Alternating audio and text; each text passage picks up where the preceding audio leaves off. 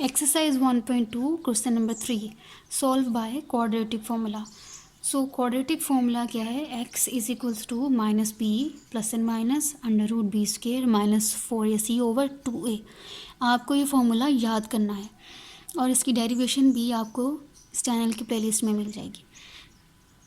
तो quadratic formula को derive किया गया बाय कंप्लीटिंग स्क्वायर मेथड. ये भी क्वेश्चन आ जाता है एग्ज़ाम में, इसका प्रूफ, तो आप वो भी ज़रूर सीख लें. तो क्वेश्चन की स्टेटमेंट देखें, under root 3x square plus x is equals to 4 under root 3. Under root 3 देख के आपने घबराना नहीं, ये कुछ भी नहीं है. जब इसे सॉल्व करेंगे तो ये बिल्कुल आप इसको एज अ नॉर्मल नंबर ही समझें. सॉल्व करते हुए आपको कोई भी प्रॉब्लम नहीं आएगी इसके अंडर रूट की वजह से. तो फर्स्ट स्टेप हमारा होता है इसको स्टैंडर्ड फॉर्म में लेकर आना. तो ये स्टैंडर्ड फॉर्म में नहीं है, इज इक्वल टू 0 होना चाहिए, तो इसको लिख लेते हैं स्टैंडर्ड फॉर्म में. अंडर रूट 3, ये 4 अंडर रूट 3 हम सिर्फ इस तरफ शिफ्ट करेंगे तो ये स्टैंडर्ड फॉर्म में कन्वर्ट हो जाएगी. तो under root 3x square plus x, सब प्लस में है तो minus 4 under root 3 is equals to 0. जी ये हमारा फर्स्ट स्टेप था. Second step is finding the value of a, b and c. तो a, b और c की वैल्यू फाइंड करते हैं. ये फर्स्ट स्टेप हमने कर लिया and this is second step और ये है थर्ड स्टेप. सेकेंड स्टेप में वैल्यूज फाइंड करते हैं. a is coefficient of x square which is under root 3. b is coefficient of x और यहाँ 1 है तो b की वैल्यू है 1. c is constant term minus 4 under root 3. तो third step is apply formula. अभी हमने a, b, c की वैल्यूज फाइंड आउट कर ली, उनको इस फॉर्मूले में पुट करेंगे. Put values in 1. ठीक है जी. तो x is equals to minus b is 1 plus and minus under root b square which is minus 4 under root 3 which is 1, sorry, b square, b की वैल्यू है 1 तो आएगा यहाँ पे 1 square minus 4. a is under root 3 और c is minus 4 under root 3 by 2a. 2a is under root 3. ठीक है जी. तो अब क्या करना है, हमें स्क्वायर रूट के इनसाइड देखें, ब्रैकेट्स हैं और स्क्वायर्स हैं, इनको सॉल्व करेंगे. x is equals to minus 1 plus and minus 1 square is 1 minus और ये वाला माइनस मल्टीप्लाई हो गए प्लस. ठीक है. 4 मल्टीप्लाई बाय 4 16 अंडर रूट 3, यानी कि ये ऐसे है ना, 4 under root 3 multiply by 4 under root 3. तो 4 को 4 से मल्टीप्लाई करें, अंडर रूट 3 को अंडर रूट 3 से मल्टीप्लाई करें, आंसर आएगा 16 और अंडर रूट 3 और अंडर रूट 3 ऐसे हो जाएगा अंडर रूट 3 का स्क्वायर, यानी 4 का स्क्वायर बना और अंडर रूट 3 का स्क्वायर बना. तो 4 का स्क्वायर 16, अंडर रूट 3 का square cancel square root on, तो आपके पास आएगा इंटू 3. और फिर हम 16 और 3 को मल्टीप्लाई कर लेंगे और आंसर इज़ 48. ठीक है. तो हम इस सारे पार्ट की जगह लिखेंगे 48. तो मैं इसको भी अब रिमूव कर दूँगा. Here is only 48 over 2 under root 3 as it is. Next solve करते हैं इसको.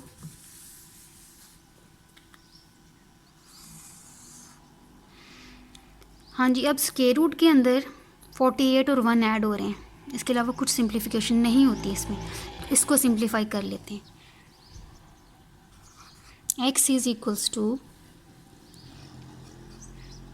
Minus 1 plus and minus add up करेंगे तो आंसर आएगा 49 over 2 under root 3 as it is. अब 49 को हम कैसे लिख सकते हैं? 49 इज़ 7 स्क्वायर. ठीक है ना. 49 को हम लिख सकते हैं it's the perfect square of 7. So x is equals to minus 1 plus and minus under root 7 square over 2√3, square से अंडर रूट ख़त्म हो जाएगा, -1 प्लस एंड माइनस 7/2√3 x। देखिए अब ये परफेक्ट स्केयर था और दो नंबर ऐसे थे जिनको मल्टीप्लाई करने से 49 आता था। जैसे प्रीवियस क्वेश्चन नंबर 2 में हमने देखा 44 कैसे बनता था, 4 × 11, ठीक है। 44 परफेक्ट स्केयर नहीं था, लेकिन हमारे पास दो ऐसे नंबर थे जिनको मल्टीप्लाई करते तो 44 बनता था। इससे पहला जो क्वेश्चन था प्रोबेबली क्वेश्चन नंबर 1, उसमें आया था 57। तो 57 को कोई दो ऐसे नंबर जिनको मल्टीप्लाई करें 57 बने, कोई भी नहीं था, सिर्फ 1 और 57 ही था, ठीक है। तो इसलिए हमने इसको यहीं तक छोड़ दिया था। तो 44 के केस में क्या था, 4 और 11 को मल्टीप्लाई करने से 44 बनता था, और इसमें फिर 4 2 का परफेक्ट स्क्वायर था, तो फिर हम इसलिए इसको सॉल्व करते गए और हमारे पास 2 × √11 रह गया था, ठीक है। और इस केस में क्या हुआ, 49 वो जो परफेक्ट स्क्वायर बन गया 7 का, और हमारे पास स्क्वायर रूट ही ख़त्म हो गया, ठीक है। 57 के केस में हमारे पास 57 हमने एज इट इज़ रखा था हमारे सॉल्यूशन सेट में, और क्वेश्चन नंबर 2 के केस में 2 √11 सॉल्यूशन सेट में एज इट इज़ आया था। अंडर रूट था दोनों केसेस में, लेकिन अभी 7 चूँकि परफेक्ट स्क्वायर था तो हमारा अंडर रूट ख़त्म हो गया। अभी हम इसके दो पार्ट कर लेंगे और इनको सेपरेटली सॉल्व करेंगे। दो पार्ट कैसे करेंगे, x = -1 + 7/2√3, ठीक है। फर्स्ट इक्वेशन आपके पास ये आ गई। इसको सॉल्व करेंगे तो आपके पास आंसर आ जाएगा -1 और 7, तो आपके पास आएगा 6/2√3। तो इस 2 को इस 6 से कैंसिल करेंगे तो 3/√3, ठीक है जी। अब डिनोमिनेटर में कभी भी अंडर रूट नहीं आना चाहिए। आप कोई भी क्वेश्चन करें तो डिनोमिनेटर में अंडर रूट आए तो आप उसको किसी ना किसी फॉर्म में करके तो सिंप्लीफाई करके तो उसको ख़त्म करेंगे डिनोमिनेटर्स में। यहाँ डिनोमिनेटर से हम कैसे इसको ख़त्म कर सकते हैं, अगर हम मल्टीप्लाई करें √3 से और डिवाइड भी करें √3 के साथ, तो 3 × √3, √3 × √3, तो आंसर आएगा 3 × √3 और यहाँ √3 का स्क्वायर, ठीक है जी। अब स्क्वायर से क्या होता है, स्क्वायर से अंडर रूट ख़त्म हो जाता है, ठीक है। तो अब इससे नेक्स्ट स्टेप में हम लिखेंगे 3 √3/3। अब 3 ये वाला और ये वाला ख़त्म, कैंसिल आउट हो जाएंगे, तो आपके पास x की वैल्यू आएगी ओनली √3। जी, सेकेंड क्वेश्चन कैसे बनेगी, यहाँ है -1 + 7/2√3 या +1, ठीक है। प्लस वाला हमने कर लिया, अभी इसके नीचे माइनस भी है, तो अभी इसकी सेकेंड इक्वेशन बनेगी x = -1 - 7/2√3। -1 - 7 ऐड अप हो जाएंगे, साइन जो इन दोनों के साथ है, इन दोनों के साथ नेगेटिव साइन, तो आंसर में आएगा नेगेटिव, और ये ऐड अप हो जाएंगे बाय रूल, तो आंसर आया 8/2√3। 2 कैंसिल हो जाएगा और आपके पास आंसर आएगा -4/√3। अब अगेन यहाँ वही है कि आपके आंसर में डिनोमिनेटर में √3 आ रहा है, इसको भी हम सॉल्व कर सकते हैं, मल्टीप्लाई बाय √3 और डिवाइडेड बाय √3, जैसे हमने यहाँ किया, √3 मल्टीप्लाई भी और डिवाइड भी, ताकि हमारे डिनोमिनेटर से अंडर रूट ख़त्म हो जाए, ठीक है। यहाँ भी ऐसे किया जा सकता है, लेकिन आपकी बुक में जो आपके पास सेकेंड इक्वेशन होगी, आपके पास दूसरा सॉल्यूशन जो होगा x की दूसरी वैल्यू वो इसी फॉर्म में दी गई है, तो आप इसको इसी तरह लिखेंगे बुक का आंसर बनाने के लिए, ठीक है। अदरवाइज़ हम इसको मल्टीप्लाई √3 और डिवाइडेड बाय √3 करके सॉल्व करके तो आप उसको डिनोमिनेटर से √3 ख़त्म कर सकते हैं। लेकिन फॉर आपने बुक का आंसर लिखना है तो उसके लिए आपको ये स्टेप करने की ज़रूरत नहीं है। अगर आप लिख भी देंगे तो गलत नहीं होगा, क्योंकि ये एक एक्स्ट्रा स्टेप है। तो एक एक्स की वैल्यू है आपके पास x is equals to -4 over √3।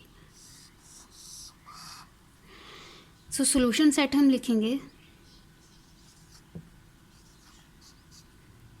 √3 and second is -4 over √3। मैं अगेन बता दूं, डिनोमिनेटर में अंडर रूट है, इसको आप ख़त्म कर सकते हैं मल्टीप्लाई √3 डिवाइडेड बाय √3, जैसे आपने इस स्टेप को किया है। लेकिन आपकी बुक में ये पार्ट x की ये वाली वैल्यू एज इट इज़ ही है, तो इसलिए मैंने इसको फर्दर सिंप्लीफाई नहीं किया, डिनोमिनेटर से अंडर रूट को ख़त्म नहीं किया। ठीक है जी, तो मैं जो बुक में आंसर है उसी के अकॉर्डिंग मैंने आपका सोल्यूशन सेट लिख दिया।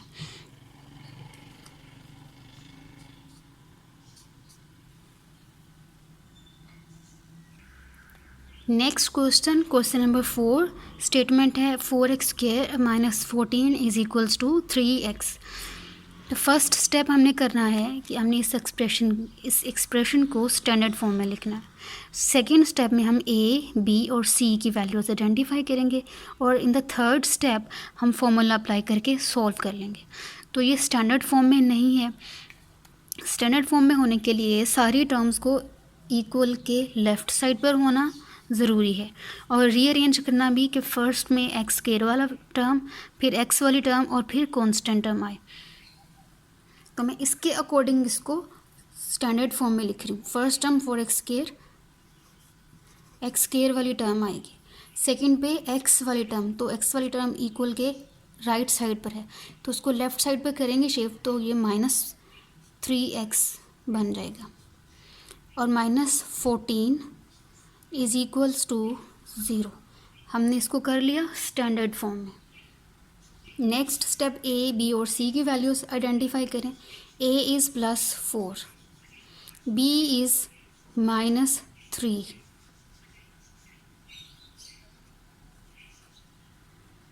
और c की वैल्यू है -14।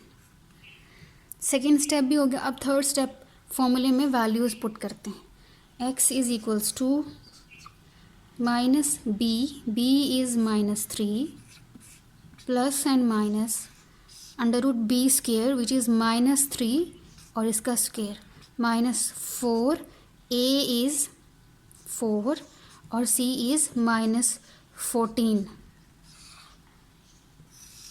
ओवर 2a, 2a है 4।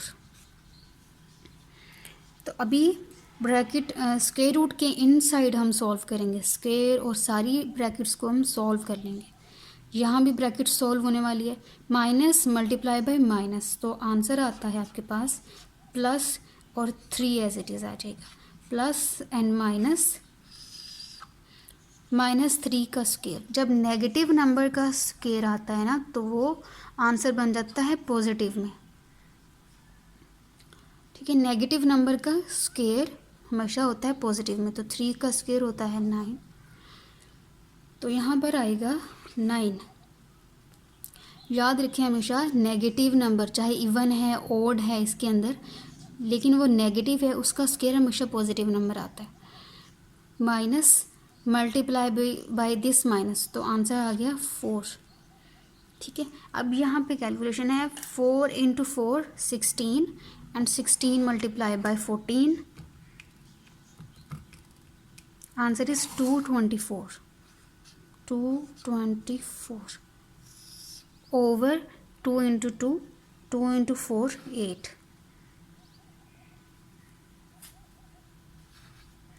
ठीक है जी, तो नेक्स्ट अभी हम इसको सॉल्व कर रहे हैं। स्क्वायर रूट के अंदर 224 + 9,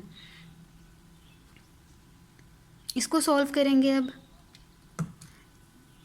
तो x is equals to 3 plus and minus √ इन दोनों को ऐडअप करें तो आपके पास आंसर आएगा 233/8। अगेन ये जो 233 है ये किसी भी नंबर का परफेक्ट स्क्वायर नहीं है। और कोई दो ऐसे नंबर्स जिनको मल्टीप्लाई करने से 233 बनता हो, वो सिर्फ 1 एंड 223 इटसेल्फ ही है, और इनमें कोई परफेक्ट स्क्वायर नहीं है। जैसे आपने देखा √57, ये भी 1 मल्टीप्लाई बाय 57 करने से 57 बनता था, कोई और पेयर नहीं था। फिर था हमारे पास √44, इसको हमने देखा ये 4 × 11 करने से, यहाँ भी अंडर रूट लिखेंगे, 44 बनता था। और इसमें से हमने देखा कि 4 is a perfect square of 2, ठीक है। तो फिर हमने इसका सेपरेट कर लिया अंडर रूट, और 11 का सेपरेट करके आंसर आ गया था 2√11। इस केस में भी यही वाला सिचुएशन है कि सिर्फ 233 कैसे बनेगा जब आप 1 मल्टीप्लाई बाय 233 करेंगे, ठीक है। तो ये वाला केस, ये दोनों सेम है ना, तो इसका आंसर में हमने √57 एज इट इज़ लिखा था। तो इस केस में भी क्या होगा कि हम क्वेश्चन को यहीं पे स्टॉप कर देंगे, और अब हम लिखेंगे इसका सोल्यूशन सेट। रीज़न इसकी क्या है कि ये परफेक्ट स्क्वायर नहीं है, और कोई दो नंबर ऐसे भी नहीं है जिनको मल्टीप्लाई करें तो 57 बने 233 बने, other than 1 and 233 itself. So x is equal, तो सोल्यूशन सेट लिखेंगे हम। Solution set is 3 ± √233/8. This is your answer.